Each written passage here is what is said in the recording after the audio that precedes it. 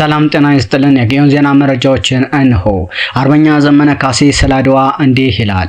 አድዋ የቅኝ ግዛትን ጨለማ ድል ነስቶ የበራ የእኩልነትና የነጻነት አብሪ ኮከብ ነው። አድዋ በአባቶቻችን አጥንትና ደም የተሰራ ገዘፍ ያለ የእኩልነት ሐውልትና ወደር ባልተገኘለት የዛ ዘመን ትውልድ ሞራልና ልልና የተበጀ ፍልስፍናም ነው። አድዋ የና አጤ ምኒልክ የእጅ ስራ ነው። አባቶቻችን አድዋን የሰሩት ከአድዋ በበለጠ የአእምሯቸው ምጥቀት የሐሳብ ርቅቀት ሲሆን በኢትዮጵያ ያልተቋረጠ የነጻነት ተጋድሎ ውስጥ አድዋ ባደራረጉም ይሁን በውጤቱ ህያው ምሳሌና መመሪያችን ነው። አድዋን ስናከብር አባቶቻችንን ስንዘክር ከነጻነት ራስጌው የነበረን እኛ ለፍጹም አምባገነን ስርዓትና በህልውና አደጋ ውስጥ የተገኘ ነው ለምንና እንዴት ነው የሚለውን ጥያቄ በመመርመር መሆን አለበት። ለምንገኝበት ሁለንተናዊ ውድቀትና ምክንያቱ ለአድዋ የሚመጥን ስርዓትና መዋቅር መገንባት ያለመቻላችን ነው።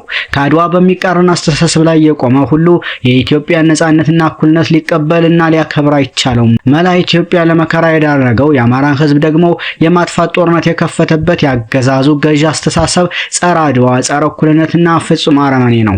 ለኢትዮጵያውያን ባለው ንቀትና የመግዣ ስልቱ በሆነው የማጭበርበር ዘዴው የተነሳ አድዋን በቃላት በማሽሞንሞን የአድዋ ወዳጅ ለማስመሰል ቢጥርም በግብሩ የአድዋን ነጻነት መንፈስ ለመረዳት የማይችል እቡይ መሆኑን አረጋግጧል።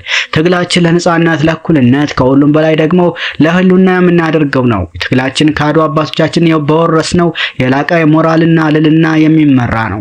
ትግላችን በድል እንደሚጠናቀቅ የእጃችንን መዳፍ ያህል እርግጠኞች ሆነን የምናውቀውን ነጻነትና እኩልነት በባርነት የሚረቱበት የሞራል ጥራትና በቡኝነት የሚመካበት ታሪክም ሆነ ሳይንስ ስለሌለ ነው። በመሆኑም ትግላችን ከተከፈተብንን የህልውና ጦርነት ድል አድርገን ለአድዋ የሚመጥን ስርዓትና መዋቅር በመገንባት የህዝባችንን መብቶችና ጥቅሞች በቋሚነት በማስከበር ይሆናል። ከአድዋ አባቶቻችን የምንማረው አንዱ ቁም ነገር በመካከላችን ያሉ ልዩነቶችን ሁሉ ወደ ጎን በመተው ለጊዜውን በማቆየትና በዋናው ጠላታችን ላይ ማበር ያለብን መሆኑ ነው። ስለሆነም ከመቼውም ጊዜ በላይ ዛሬ በአንድነት እንድንሰለፍ ጥሪያችንን እናቀርባለን። እንኳን ለ129ኛው የአድዋ ድል በዓል አደረሳችሁ ሲል ገልጿል። በተያያዘው የአማራ ፋኖ በጎጃም የ24 ሰዓት አበይት ሁነቶች እነሆ።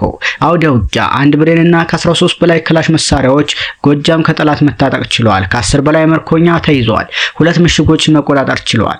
አራተኛ ጃዊ መተከል ክፍለ ጦር መብረቁ ብርጌድ አባላት መንደር 12 ከተባለ ቦታ ሰርገው በመግባት በሚሊሻ ላይ መብረቃዊ ጥቃት አድርሰዋል። በዚህ ኦፕሬሽን 4 የሚሊሻ አባላትን መደምሰስ ሲቻል አንድ ብሬንና 3 የነፍስ ወከፍ ክላሽ መማረክ ተችሏል።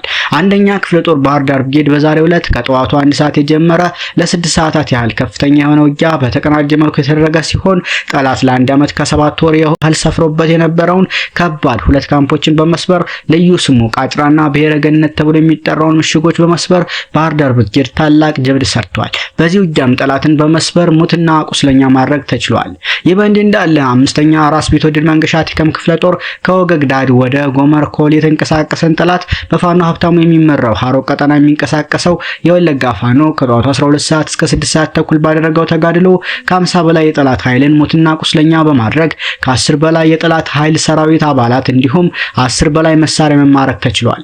በዚህ ተጋድሎ የአማራ ፋኖ በጎጃም የራስ ቢትወደድ መንገሻ ቲከም 5ኛ ክፍለ ጦር ሳትላይትና የወንበርማ ብርጌድ ውጊያውን ላደረገው በፋኖ ሀብታሙ ለሚመራው ጦር ሽፋን በመስጠት ተሳትፈዋል። በዚሁ ክፍለ ጦር የረጃች አስቦ ቡሬ ዳሞት ብርጌድ አሳምኖ ሻለቃ ቡሬ ቀጠና ባካሄደችው ኦፕሬሽን ከ8 በላይ ሆዳደር ሚሊሻዎችን ደምስሳለች።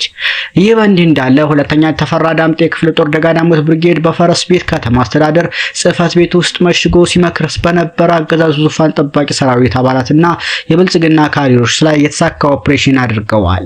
ይህ በእንዲህ እንዳለ በሁሉም ቀጠናዎች ህዝባዊ ውይይቶች ቀጥለዋል። በ3ኛ ጎጃም አገው ምድር ክፍለ ጦር በተለያዩ ቦታዎች ህዝብን በማወያየት ስለ ትግሉ መሰረታዊና የህዝብ አስተዳደር ጉዳዮች በማወያየት ስኬታማ ቀን አሳልፈዋል። የአድዋ አከባበርን በተመለከተ የአማራ ፋኖ በጎጃም በሁሉ ቀጠናዎች የአድዋ ድል ቀንን በደመቀ ሁኔታ አክብሯል። የአማራ ፋኖ አደረጃጀቶችም የእንኳን አደረሳችሁ መልእክት አስተላልፈዋል። ሰሞነኛ መረጃዎች እነኚህን ይመስሉ ነበር።